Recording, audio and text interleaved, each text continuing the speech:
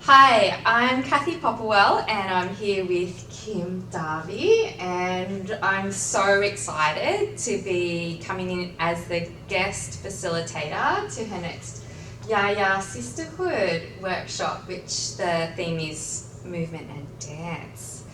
So the Yaya Sisterhood is circles for girls aged 8 to 12. Oh, I'm so excited. Goosebumps. So I've been running circles with women for probably coming on maybe 15 years, maybe longer. I'd have to go back through my diary. And I'm really excited about the work that Kim is doing. I've been watching her grow this for the last couple of years, and we met at a women's circle. Yes. We met at Donna Raymond's Womb Song. Quite a few years ago now. 4, 5? 6? Maybe. Yeah. Again, I'd have to go back through the calendar. The years are just kind of like that now. And we were sitting opposite each other during some really beautiful process work where we did a lot of sounding and singing, and we had a really strong connection across the circle and energetically, and through this beautiful womb song singing. And we ran into each other a couple of times back then and still had that strong connection, but life for both of us had a lot of big things happening. So it wasn't until a year ago, last year that I was staying down in Cairns with my baby girl at the time. She was still under 1. She's almost 2 now. And we finally got to catch up and connect a bit more. And have done several times since, and Kim's been to a few of my circles, and I've been thrilled watching what you're doing. I think it's really important, beautiful work, and I always thought if she does a dance one, that I get to come and be a part of that.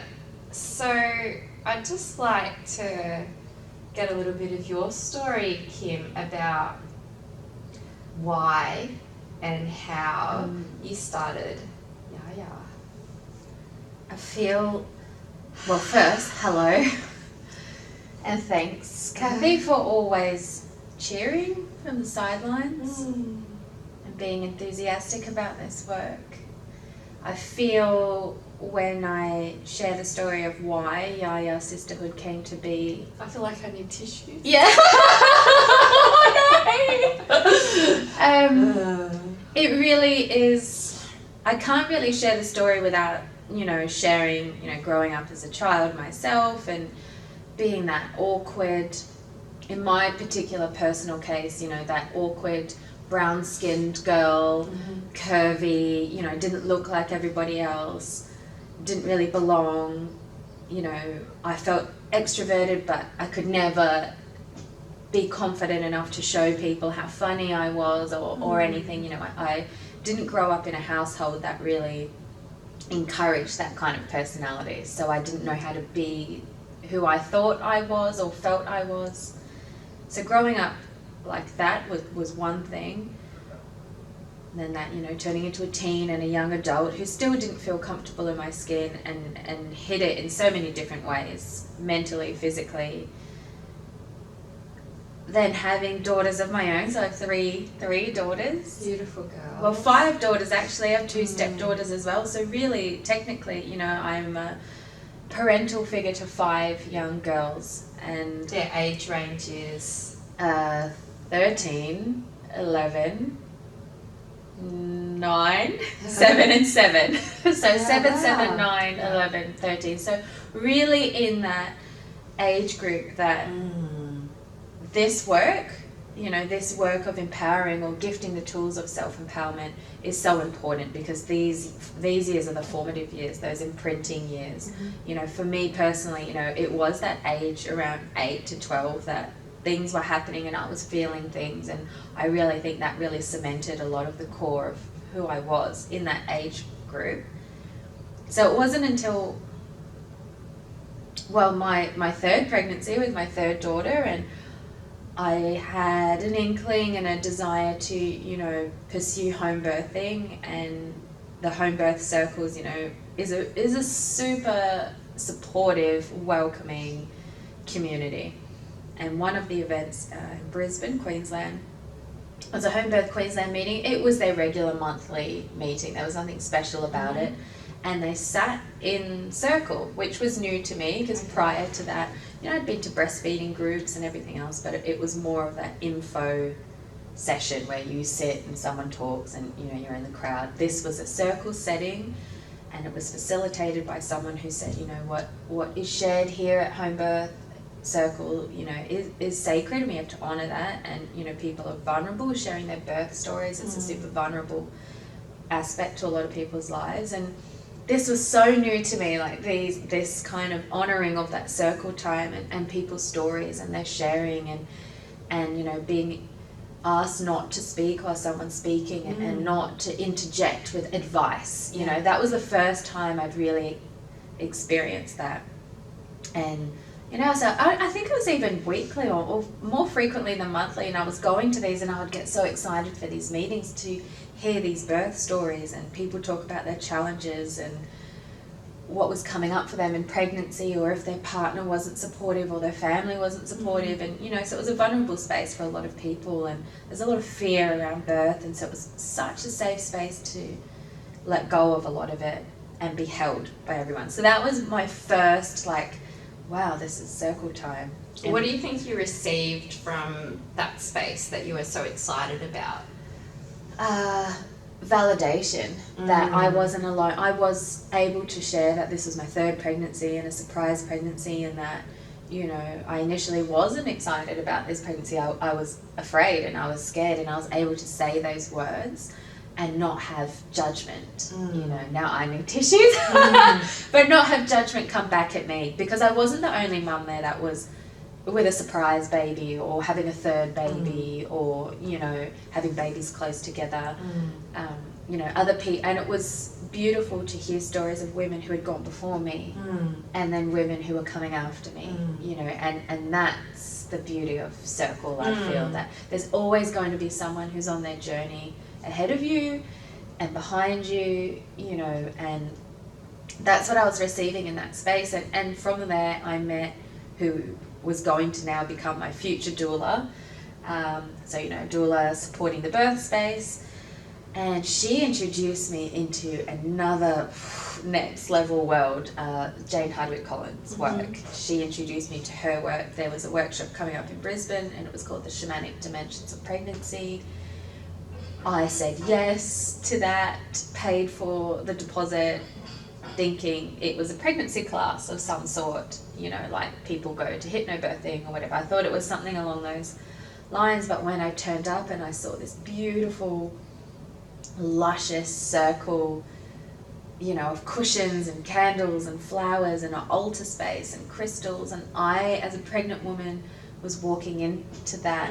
This space had been created for me, for us pregnant women, and there was someone sitting at the front of that circle ready to hold space for all of us. And my mind was like, you know, I had this beautiful little welcome package at my cushion, and, you know, we had beautiful tea and catering, and, you know, these meditation practices, and, you know, information about pregnancy, and, you know, we were all able to, you know, pass the talking bowl around and share our fears and concerns and what we're excited about, and put our intentions. And it was a massive, massive day that definitely planted that seed, or if not a seed, it was definitely that, like, oh, I found it, like, this, whatever this is, I want to recreate this in my life.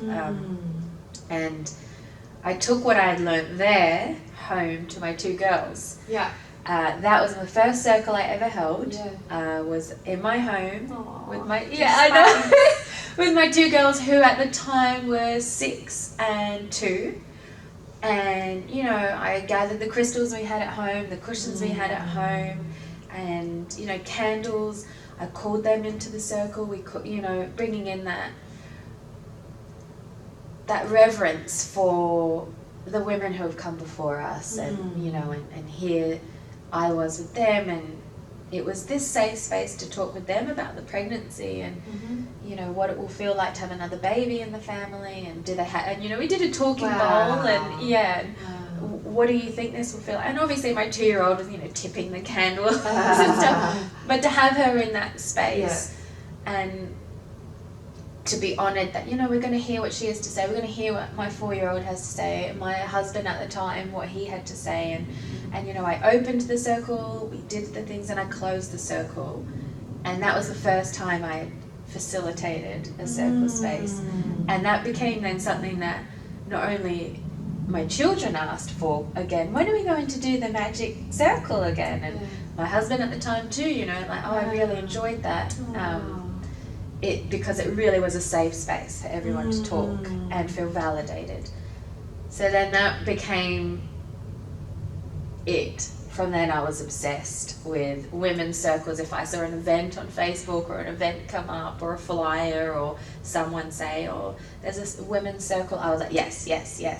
I was obsessed, and my doula was holding circles and mother blessings, and so, you know, I was really learning from what I was experiencing. And then I took it the next level and joined a 4 seasons journey with Jane Hardwick Collins, and that's, you know, you meet with a group of women over the 4 different seasons, and you know, every season had a different theme, and I was just receiving it all, like not knowing ever that this would be work I would move into, but knowing that it was already helping me come back to here. I don't think that I'd ever done that. I don't think that I'd ever been invited or encouraged to come back to myself in that way before.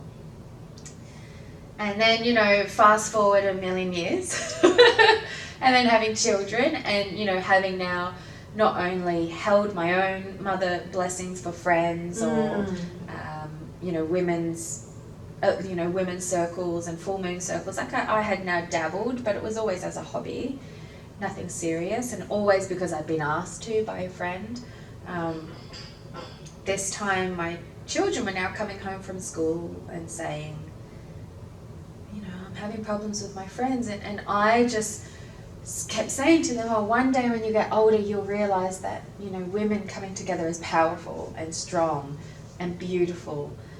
They couldn't see it, you know, they couldn't see it, and I was telling them, no, trust me, you know, like collaboration over competition, like I was saying it all, but they couldn't see what I had experienced and felt.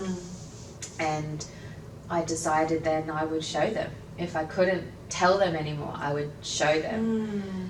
So I think she was 11 at the time, I said, you know, let's make these little invitations. And I had called my girls Yayas since my 3rd daughter. So there was a saying, and it's not very deep and meaningful, but it popped up on Facebook, a little meme, and it said, Yayas, when 3 or more women come together to celebrate and laugh and love through life, or something to that effect. And I said, well, I have now 3 little women, so I called them Yayas, and I Was said, it anything from the movie? it came, I think that quote came from the book The Divine Secrets of the Yaya Sisterhood, which then got turned into a movie. So I would call them, little Yayas, but now that I've done so much more research, you know, the Filipino culture, which is my mum's culture, calls a nanny a yaya, you know, and the Greek culture, the grandma is a yaya, you know, and so many different variations. And side note, my daughter got a little Miniland Asian doll that she calls Yaya. She come up with it when she was talking we were on Skype on video chat with my mum. We'll just pause there. Coffee break.